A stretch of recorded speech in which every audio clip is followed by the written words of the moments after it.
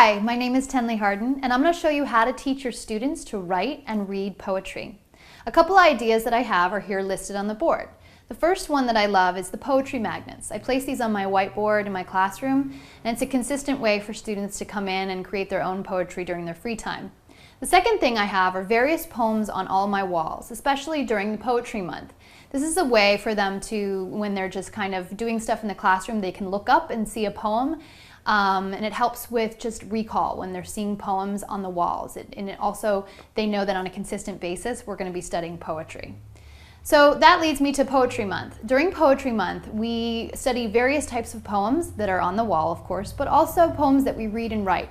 The students get a chance to write their own poems, and then we have what's called a poetry slam at the end of the month. They love it because it's a competition and they can get up and they can really express themselves through it. The last thing that we do that's actually throughout my Poetry Month is one of the most creative exercises that I've found that really helps students feel engaged with poetry.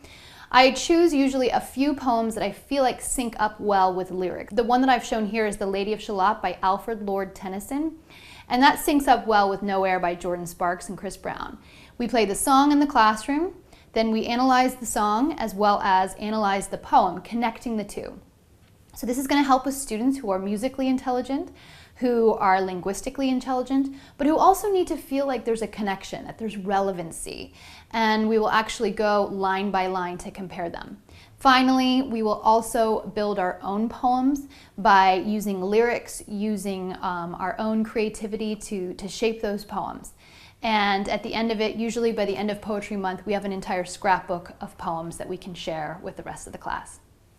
So that was how to teach your students to write and read poetry. My name is Tenley Harden, and as always, happy learning and growing.